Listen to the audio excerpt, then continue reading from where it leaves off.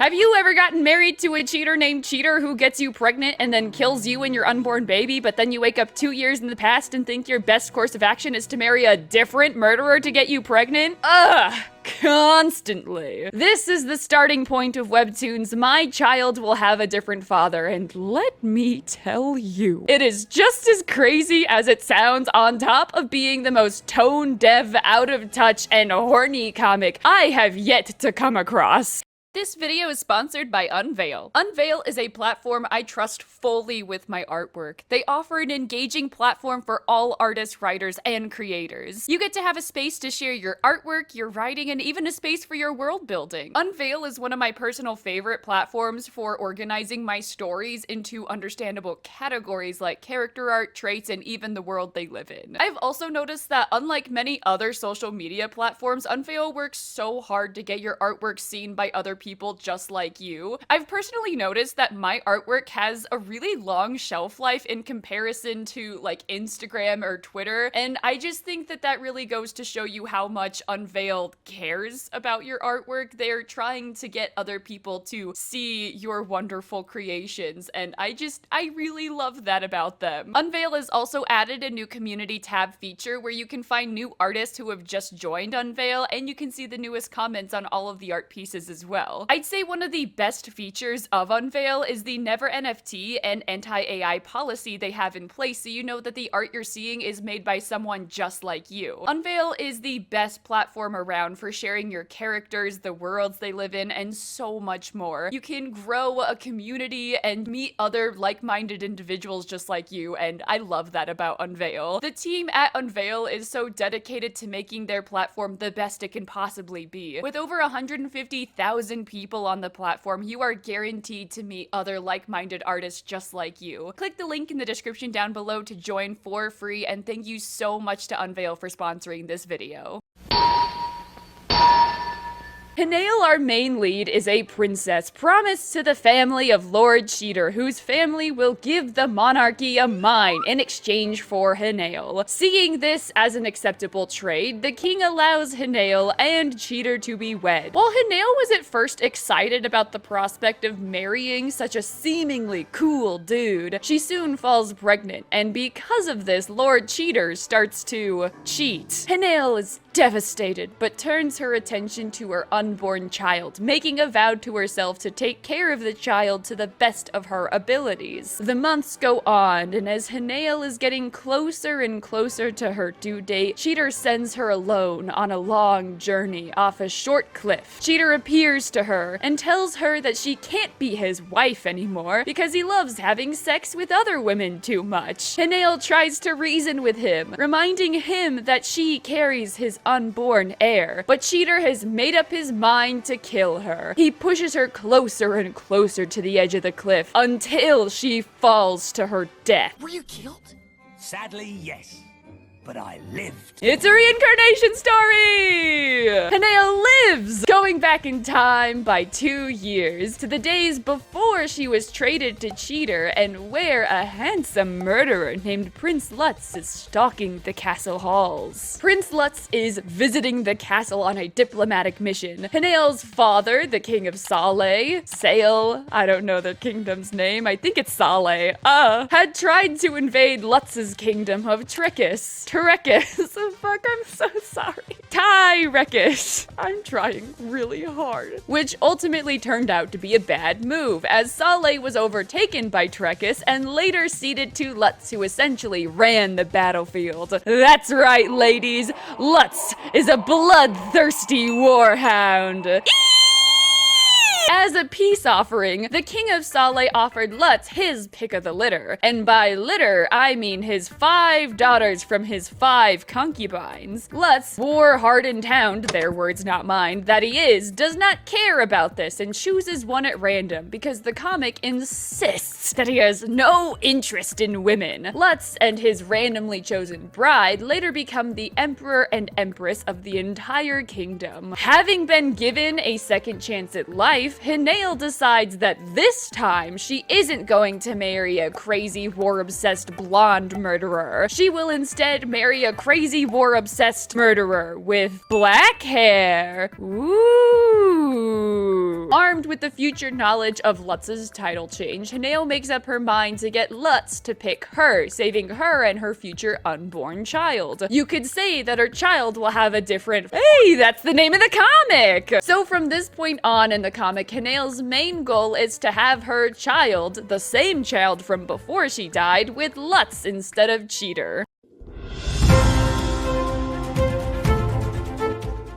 Wow, Maddie, what a unique thing for a Webtoon female lead to desire. That's right, Maddie. I do have a question. Is it actually possible to have the same child by a different man? That's an interesting question, Maddie. For all you viewers, we actually got Maddie here to explain to us how that would be possible. Maddie? Hi, Maddie. Thanks for having me. It's not. So from this point on, Hanael starts talking to her child as if the next time she gets pregnant, it would be the same one she lost. But here's the thing. Scientifically speaking, that doesn't make any sense. If she and Lutz were to have a child, it would be a completely different combination of genes, as obviously Lutz and Cheater are different people and have different DNA. On top of that, Hanael would be having a different egg fertilized than the one she did with Cheater. Even if she was incredibly careful and got pregnant the exact same time she did in her original life, at best she could get like 50% of the same baby. Now, I guess we know in this comic's world building that characters have a soul, because Hanael's soul gets sent back in time to re-inhabit her body. So I guess in theory she could have the same soul child, but I reject the notion that a child of her and Lutz would be anything similar to the child of her and Cheater. It's gonna be a different human being altogether. Now, Hanael thinking that she'll have the same child with a different father isn't necessarily wrong. She's clearly not the sharpest tool in the shed. Her entire plan in this comic is to replace one crazy murderous husband with an even more crazy murderous husband. That, mixed with the mental health trauma of dying and losing her child, it's not crazy to think that she might project her lost child onto her future potential new baby. The problem, in my opinion, is that the author and story seem to think that she'll just be picking back up where she left off with the same baby, and never takes any time to consider the consequences of Hanael having lost her child. It's just like, oh yeah, we can remake the child, but like, no. Even if she went and fornicated with Cheater again, it would still most likely be a different child, right? Am I crazy? I think that's gonna be a different baby. I understand it's semantics, but when it's the main focus of the story and Hanael's drive to marry another guy, I can't help but get just a little confused. During all of my reading, and it was a short one, Hanael will not stop talking about how she wants a baby. She explains to us that she wasn't loved by her father and wanted to show her baby the love she never got. She wants to be the best mother she can possibly be to her future child. This is a totally acceptable character motivation. The execution, in my opinion, is unacceptable. In her original life, Lord Cheater was a sexist asshole who spent all of his time cheating on Hanael. Yeah, you know, Lord Cheater is a cheater. It's funny. And he murders her, which is probably worse than cheating. So, given a second chance to pick a father for her future child, she picks Prince Lutz, who breaks into the princess's bedrooms while they're alone at night and supposedly also has no interest in women. Father of the Year material right there. I would choose the bear if it were a choice between the three of them. No contest.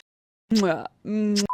Hanael uses her reincarnation knowledge to gain possession of an almoner. What the hell is an almoner, you might be wondering? Google tells me it's an official distributor of alms. Alms? Alms? I think alms. Which, that's not very helpful.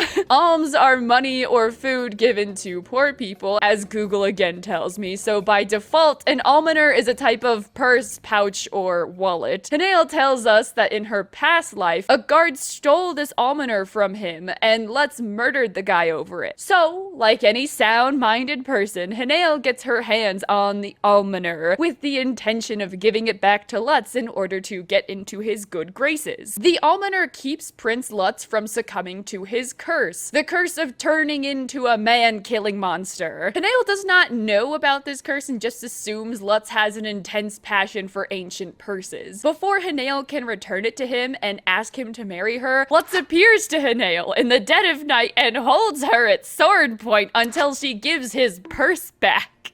Once he sees it in her hands, he tackles her to the ground and wrestles the almoner out of her hands. That's my purse! I don't know you! I just want to reiterate that this is the guy Hanael thinks will make a good baby daddy. Sir, break into your bedroom and tackle you to the ground guy. Lutz had apparently been on the prowl for the man who had originally stolen the almoner, and when he came across Hanael seemingly protecting a thief, he gets curious. So he follows Hanael back to her bedroom and breaks in order to ask why Hanael would go through all of the trouble of saying she found the almoner when she actually got it from the guy that stole it. And Hanael just says she wants to marry Lutz. Lutz, confused, asks why, and Hanael tells him that if he doesn't marry her first, then Cheater will, and he's a very bad guy. Lutz then tells Hanael that she's being weird, and tells her to try harder if she actually wants to win favor with him. Let's play a game of Can You Guess? Can you guess what totally normal thing Hanael does in order to win Prince Lutz over? Does she 1. Beat him in a sword match to earn his respect? Does she 2. Blackmail him and have his father castrated unless he agrees to marry her? Does she 3. Charm him with her inexplicable beauty and make him fall in love with her at first sight? Or does she 4. Expose herself to him in a birthday suit type of way? For all of you who guessed 1, 2, or 3, you were wrong. But these things do all happen in the Princess's Jewels, so I guess you can go watch my Princess's Jewels video. No, Hanael thinks Lutz, being a man, only wants one thing: a random woman disrobing in front of him. This somehow doesn't work on a man who, again, she's been informed has no interest in women, and Lutz tells her to put on some clothes. He tells her that he'll give her an answer on whether or not he wants to get married tomorrow, and he leaves. He does want to marry her as long as they agree not to fall in love or do any real romance. They are to be wed, have a baby, and nothing else. So she marries Lutz. Her child will now have a different father, and she's now safe from Prince Cheater. Except for the fact that she's not, because she immediately starts traveling alone without Lutz and gets kidnapped by the now scorned Lord Cheater. He takes her to his family villa in the snowy mountains and plans to never let her go. Now, I have a lot to say about this scene in particular, and believe me, I will unpack everything in a later section of the video, but trust me, for the moment, it's super weird. Lutz finds Hanael by using his cursed heightened beast senses to track her down and rescue her. He beats up Lord Cheater, cuts off his finger, and then Lutz and Hanael boogie on out of there. Here, Lutz does a total 180 and starts to tell us that Hanael's scent is making him extremely horny. It's so true, this happens, and I don't know how else to describe it other than he smells her and is like, oh yeah, that's the woman for me. What is this? The scent that binds us? He starts to tell us that Hanael being so close to him is making him so horny he can barely control himself, which is a red flag if I've ever heard one. But Hanael seems to kind of like it, as she tells us she kind of has a crush on Lutz. Ew. As the pair go to an inn after Hanael's ordeal, she starts to think that she and Lutz should be making a baby right now. After all, they have been married for like 2 days now. It's time to push out that baby. Hanael in her state tells Lutz that she really wants a baby, and Lutz in his state tells her he also wants to have sex. And like, they have sex a lot. Like, a lot. Like, a lot.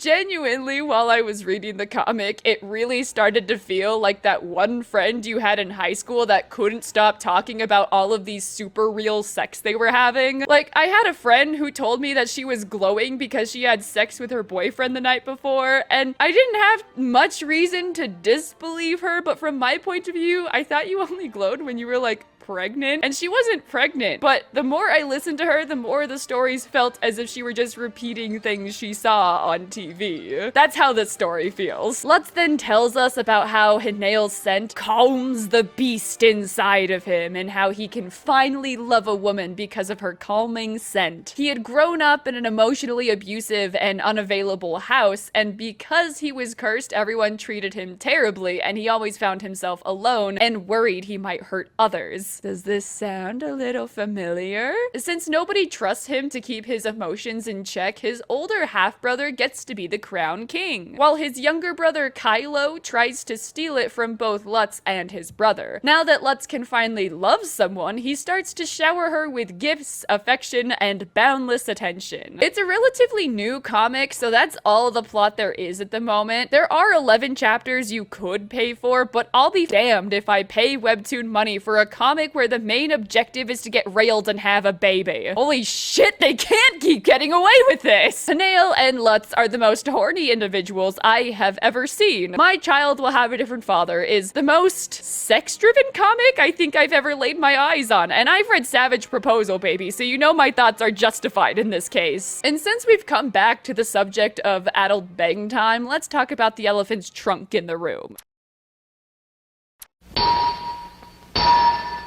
My Child Will Have a Different Father has one of the most aggravating assault scenes I have yet to lay my eyes on. Cheater steals Hanael in the middle of the night from an inn she was staying at and has taken her to his family's private snow villa. Here, he tells her how he owns her and how she should be happy that the pair of them are now together. He tries to warm her up by shoving her foot down his shirt, and while she protests, he tells her not to fight him or else. Hanael nearly escapes on her own, but unfortunately she gets captured and Cheater damn near strangles her to death, telling her that she shouldn't fight him. Cheater leaves the room, and while he's gone, Hanael arms herself with a fire poker and waits for him to come back through the door he has locked. But instead of Cheater, Lutz comes through the door and sees Hanael and makes a stupid joke about how she might have hurt him. Cheater comes back and finds the pair and tries to fight Lutz for Hanael. Lutz then dang near murders Cheater, and the pair leave. Lutz tells Hanael how cool she is for having not been shaken up from her ordeal, and they talk about the set of circumstances as if they were on their way back from a date at the roller rink. Now, I don't talk about my own personal experiences with assault and sexual abuse very often because I don't want to feel like it has any lasting power over me when I know it actually does. But in order to truly understand how messed up this set of scenes is, I would like to compare it to my own personal experiences. When I was freshly 18, I was told that my only option in life was to go to a Christian college. There, I was without my support system of my found family, alone, and completely overwhelmed. I met a man who was told in order to fulfill the duties that our religion taught, he had to get married. And for whatever reason, I became that person to him. He would find ways or reasons to suddenly grab me and pull me close to him in these air-constricting hugs. Other times, he would sit on my lap unprompted and generally make me feel helpless. The thing with this guy is that he was very mentally unwell, and because of this, my roommates and others would discount his behavior as normal. And if they didn't see it as odd or overwhelming, that meant I was the crazy one. I was the only one having issues, so that must mean that there was nothing wrong with his behavior and that I was just overreacting. And when this behavior started to turn into stalking, where this man would stand outside of my window and stare into it, I thought it was normal. A little creepy, but I didn't want to be seen as crazy. He would have this way of appearing out of nowhere to bang on the windows I was closest to while I was waiting for a bus or walking past the dorm rooms. It was one of the most debilitating things I have ever had to experience. To feel like I was the one in the wrong for having such emotions whenever I saw him, it was awful. Did anyone else see that I was uncomfortable? Could anyone else tell that I was feeling violated? What was wrong with me that I felt this way and no one else did? I started to have panic attacks. I stopped going to my classes. I stopped eating. Getting out of bed was damn near a Herculean effort for me. And worst of all, I developed an intense fear of men. I don't know if you know this, but men are everywhere. So to have had this intense fear develop within the span of a semester was really scary and intimidating for me. I couldn't be alone in a room. I couldn't hold conversations. I couldn't do anything if there was a man nearby. It was a primal fear that would send me into a panic that I genuinely had to work on if I wanted a chance at a normal life. I had to work with men. I had to live with men. I had to talk and interact with men. It was something I spent years working on to fix within myself. So when I see characters in situations that are incredibly heavy, it makes me really angry when the author treats the acts as if nothing of great importance had just occurred. Genuinely, fuck you. Fuck you for creating the most vile set of circumstances just to use it as a way for the leads to get together. Fuck you for making victims question themselves when they don't act unbothered by what has just occurred to them like your characters have. Fuck you for adding to the stigma that assault won't cause years, if not a lifetime of issues a person has to live with. The entire set of chapters where this takes place is genuinely so damn tone deaf. The thing about an abuser is they don't want to feel like an abuser. They don't want to feel as if they have done anything against their victim. They will either gaslight you or themselves into thinking what they have done was fine. So while some people might be as overt and aggressive as Cheater was, you will most likely find someone who does the same things in different ways, making you think their actions are fine, acceptable, and even reciprocated, which is where I would like to point out Lutz's actions. You might be wondering what happened after my first semester ended and I had such a huge trauma to now deal with. Well, during my off semester, I was allowed to come back home, and here my friends helped me pick up the pieces I had been left to deal with. They gave me healthy coping tips. They were present during my panic attacks. They were and still are the best people I know and have helped me to grow my voice and self-confidence. All the things I needed in order to handle my second and thankfully last semester at this Christian college. Once I left my home again, I was slightly better equipped to handle what was to come. Here, I met another guy, and this time his abuse looked a lot different from what I had previously experienced. He was nice, a little touchy, but technically not as bad as the last person I had met. He was good looking, definitely better than the last person I had met. I thought I could be upfront and honest with him about my previous experience, and he reciprocated and said he understood my situation. He took me on dates, he spent time with me, he seemed different. But the reason he seemed different and better was because his abuse was different and better hidden. What do I mean by this? Well, instead of just grabbing me and squeezing the life out of me, he would ask. He would ask to hold me, he would ask to kiss me, and he would ask to fuck me. But when I would say no, he would ask again, and again, and again. And to some things, I would relent, because it would make him stop asking, and it would make him happy. And that was the job I had, right? I was supposed to make my partner happy. After all, this was technically better than the last guy. Fun fact, a lot of rapists or people that prey upon you don't want to feel like a villain, so they covertly act and sneak and prey upon you by breaking down your walls until you let them in, even when you never wanted to. For every other rapey cartoon man to act like an animal is really dumb and doesn't actually do anything other than get girls wet at the thought of a different man saving the female lead from rape. When an abuser thinks of an abuser, they think of this heightened villainous cartoon character and they think, okay, that's bad, I just have to avoid doing those things. And while they might not be kidnapping girls and stuffing their feet into their shirts, they are still doing things that are abusive. I found myself separated from his roommates and be in his bedroom where he would place my hand on him. When I wouldn't agree to some of the things he would ask, he would then pout and tell me that I was the one being difficult. If I was truly the one being difficult, then I should stop and relent, right? But I didn't want to do the things he was asking. Luckily, my conviction lasted longer than his, and I would usually be spared. Until one night when he grabbed my neck for a few seconds before letting me go. And it was at that moment I got some clarity. I didn't deserve this. Well, yes, technically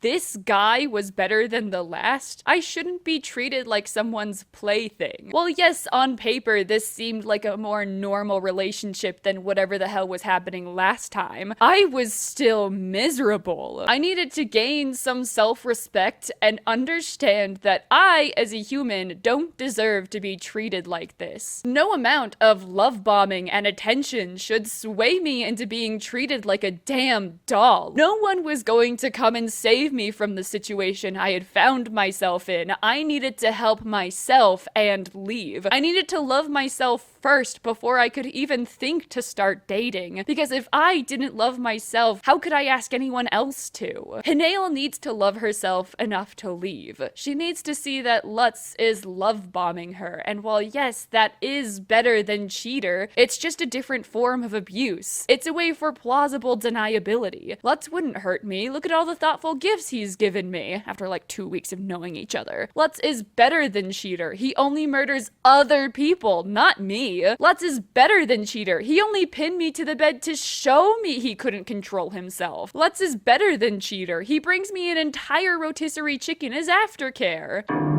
Just because one form of abuse is worse than the other doesn't make the other any less valid. Lutz is acting in such a way for Hanael to later never question any negative behavior. While it's unfortunate, a lot of people will disregard the bad behavior and soon it will become normal. Had I not gained the clarity I needed in that moment, I would still be there, being treated like an object. It's crazy because the author really did write both of the male characters to be different types of abusers in how they act, but didn't have the mental fortitude to realize that Lutz isn't better than cheater, just different. Leaving a bad situation will be better for a person in the long run, and while it does take courage, you deserve a better life for yourself. You deserve to be happy and not scared. You deserve better.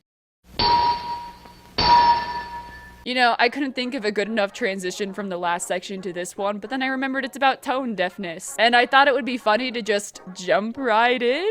My child will have a different father seems to want to have a more dramatic tone, with the overarching plot of Kylo trying to steal the crown and Cheater being a bad guy. But then it will turn around and slap you in the face with an elephant trunk. 1 minute Lutz is explaining to us the fact that his curse is bad, and the next he has a bone. 1 minute Hanael is about to beat a man in order to escape a rape, and the next Lutz is telling us about how cool and unbothered she is for doing so. I get what the comic is going for, but we as an audience have not had enough time to get to know the characters and how they would act in certain situations, leading to a sort of tonal whiplash the moment one of them tried to make a joke or insinuate that they had really good butt sex when previously we had been being told about how Lutz didn't want his curse to take over. They have butt sex, by the way. It's really weird, and I hate it. I had never felt so much like a comic had been written by a 12-year-old before I got into this comic. There's this scene where Hanael wears a dress to show off her cleavage and left everyone at the party gossiping about her sexual promiscuity. Lutz puts a cloak around her and tells us that men of this world should have their eyes plucked out for lusting after a woman in such a way. And then he turns around and shows us, the readers, his sexy hot man abs. I'm honestly at a loss for words at this point because Lutz is specifically drawn for people to lust after. They should call him Lust. But seriously, how are you going to say that certain people should have their eyes plucked out for lusting after Hanael when Lutz will just turn around and breast boobily right at us? The comment section adores and lusts after him, so should we as readers also pluck our eyes out by the same logic? The author is not as nuanced as to have done this intentionally. They are just a stupid 12-year-old that has only heard about sex from the movies. This isn't to say that a tonally dark or heavy drama can't have jokes, but in this context, it's very out of nowhere and only succeeds in making me roll my eyes. It's been a while since I've talked about the different types of gender roles within the confines of a webtoon. One I have talked about briefly was the born sexy yesterday type of lady, where the main female lead is a helpless girl drawn to look like a child and act like one too. Recently, I have noticed more of a push for girl bosses, and so it's been a while since I have come across an honest to goodness born sexy yesterday character, and I think I prefer the girl boss, which is saying something because girl bosses are really starting to get on my nerves. Why can you all sword fight? When did you learn to do that? Who taught you? You're a bath maid! Hanael is shown to us to be nothing more than a helpless girl character, and my qualms with this is that it's fine to be a helpless girl if you don't just then sit down and cry about how helpless you are unless a man comes to save you. Women in the kingdom of Saleh are treated as objects to be traded, and a better way of showing us Hanael's plight would be to have had her leave, and then we could be shown how hard life was as a single woman in the kingdom of Saleh. Maybe Hanael's best option really would have been to marry Prince Lutz, but it sure does leave a bitter taste in your mouth when it seems like the main character just doesn't want to be a poor, and that's the reason they can't run away. Hanael is also drawn throughout the comic to look like a child. Now, this isn't the first time I've said in a video that a webtoon female lead is drawn or written to be childish, and when I've said similar things in the past, some people get very bothered when I bring up certain aspects of how a fictional character is drawn, asking why I think it's wrong for a short person to date, or questioning why I hate women for wearing their hair like a child. And let me be absolutely clear. If you as a human being are born short with big saucer eyes or just find wearing your hair in pigtails as cute or fun, I'm not talking about you. If I met Hanael in real life, I would not be saying this. That said, however, I will never meet Hanael in real life as she is a fictional character. In universe, there's nothing wrong with Hanael having been born to look the way she does, but she doesn't exist solely as a character within this universe. She is drawn that way into existence by adults in our world. And I'm gonna be real, I think they designed her to look like a child, and for that to be appealing, which makes me kinda super uncomfortable. She has these huge alien-like saucer eyes that are so out of place when placed next to Lutz's lizard face. I really think that, and I might touch a nerve here, that her art should be fixed. Even something like this, where like her face is just like 30% smaller, could be so much better. You know how I know Hanael is drawn to look appealing? When you place her next to any other female character, Hanael's eyes are like 30% bigger. And then when you compare Hanael to Lutz, the pair look really odd together, almost as if they don't belong in the same story. For my point about Hanael acting like a child, there's countless offenses. Lutz will pick her up and swing her around and put her feet on his while they're dancing. You know that thing you do when you're 6? I don't know. If a man started acting like that to me, I'd bite him. Then he cuts her food for her unprompted and feeds it to her, which as someone born without canine teeth, I can almost let slide. You know, I can't chew my meat. Sometimes my husband will cut it up for me, and that's very nice and very polite. If not for the fact that Lutz will feed it to her and give her a little water.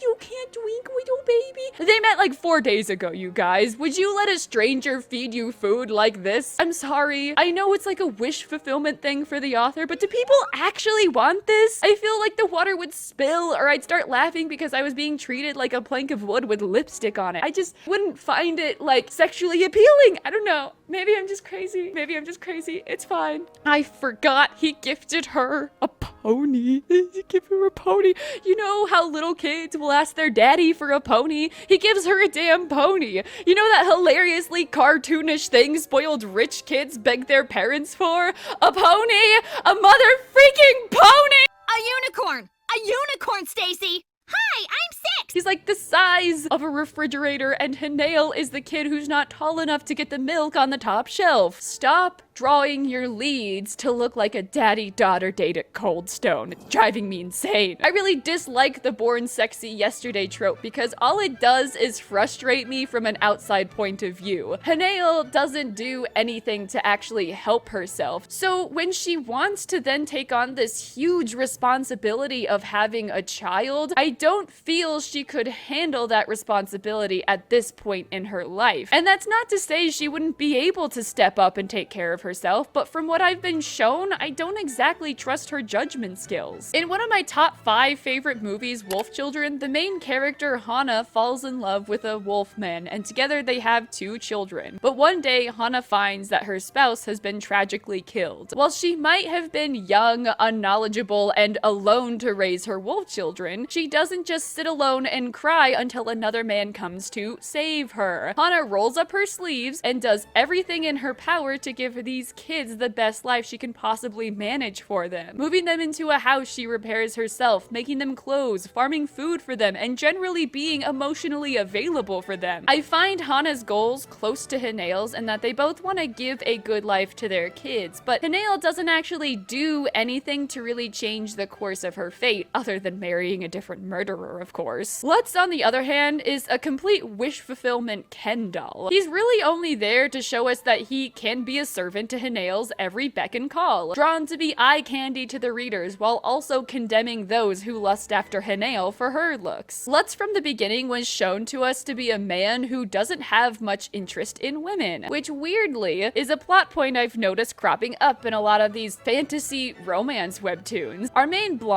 protagonist, will be set up with a dark-haired, conventionally attractive man who she's repeatedly been told is not interested in dating women, despite being so dang conveniently attractive. But everything changes for Sir Darkhair when he meets our very special, very unique female lead who changes their mind. I find this very odd, as so much of the comics that do this spend the first couple of chapters really making it seem like their main romantic leads are gay, and not for each other. It's funny because I feel that this would be a perfect setup for a BL or GL type of comic, where the main couple only marry each other out of obligation, but in reality it's so they can date a different gender. But no, we see it in like very generic stock heterosexual romance novels, where the man will instantly change everything about the core of his being the very second he meets the totally cool and boss female lead. My editor Micah brought up a super good point in my opinion, saying it feels like a very weird jumping of the shark of purity culture. Like, it's not enough that our main leads can't have had sex before marriage, they can't have even thought of another woman before marriage. The author wants the only person our perfect boy can lust after be his wife, but that doesn't make any sense when he is yet to have ever met his wife. So they make him retroactively super abstinent, but then when he meets our lead, he completely switches up. It makes our male lead feel like a shell of a human being who only exists to show up and bang the female lead. It makes me a little sad that the male character's wishes aren't viewed as necessary since the female wants the male. Isn't it so cool that the girl can change the man into liking women? It kind of reminds me of this story my mom once told me about a girl she knew in college who married a man who was openly gay because, these are her words, not mine, it was the 80s. People thought they could beat it.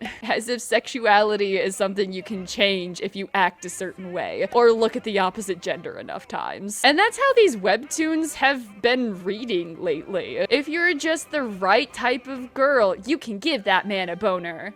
Even though Lutz isn't gay, the fact that Hanael thinks that men want one thing is kinda sexist. Her revealing herself to Lutz should be seen for what it is, and that is sexual harassment. Hanael is only adding to the societal idea that women only exist for the pleasure of men. It's funny because while the story was trying to explain to us that women of the kingdoms are treated as objects that are meant to serve the man in any way necessary, it turns around and objectifies Lutz and makes him serve Hanael in any way necessary. It's just wish fulfillment for the author. Isn't it so hot that he rescues Hanael from Cheater? Isn't it so hot that he defends her? Isn't it so hot that he feeds her? Isn't it so hot how he showers her with gifts? It's so hot how he can't stop having sex with her. The author only wants one thing, and it's sex. I know I've gotten pretty heated over some past comics before, but for the most part, I try to keep it all in good fun. But it's rare for one of these stories to stick with me to the point where I am fairly ranting and raving to anyone I can find over it. Foaming at the mouth, spitting, my child will have a different father, it's terrible. One thing I tend not to talk about is a comic's art style and consistency within the comics because A, I don't want to shit on some random artist who's doing their best, and B, it tends to not really matter, but here here, I find it somewhat necessary. So Prince Lutz lives in this very cold and snowy kingdom. He makes a remark to Hanael about how he finds her homeland very hot and warm. They travel for a long period of time to basically what looks like the North Pole. On top of that, everyone gossips about Hanael's choice of dress because it's too revealing for their cold climate. That being said, Hanael and both Lutz never wear adequate clothing for the climate. They wear less than 2 layers of thin clothing during snowstorms, and I honestly found it a little distracting. It's for the wish fulfillment. Like, you can't put Lutz in a big burly man coat because then you won't be able to see him breast boobily at you. And then when the time comes for the pair to be outside riding horses, the snow is just magically gone. I guess they couldn't find Snowy Field asset pack and went with the cheapest option instead of,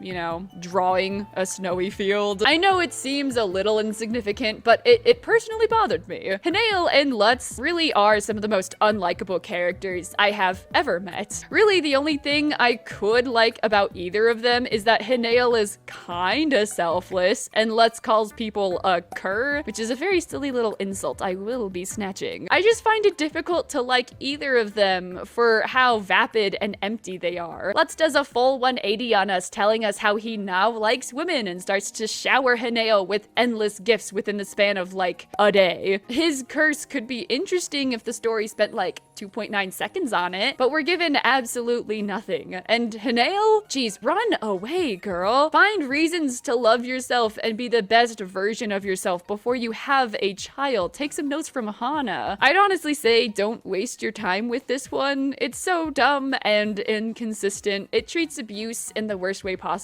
and truly left me with the worst taste in my mouth after reading. Thank you so much to my patrons Izama, Roses and Water, Lady Alpossum, Nowhere to Xander, Icy, TJ, Menti Williams, Char Char, Mira, Meat Cubed, Aleheart, Bean Dork, Anna the Giant, Abigail, Selena Beebe, Claudia E. Gomez, Blue Vamp Countess, Pink Naya, Mies Coles Punk, Squidius, Kathleen O'Neill, Nevius Fox, Punchy McPuncherson, The Eek, Jocelyn Hairtel, Steel Angel, Dominus Bader, and Fizzy Dizzy Studios. If you would also like your name read aloud at the end of my videos, as well as early access to my videos on top of getting access to comics I have written, you can join my Patreon for only $2 a month. I also have started a second channel for more like smaller and low-key videos, so if you are interested in more content from me, I should be posting on that channel really soon. Regardless, thank you all so much for being here. I love ya.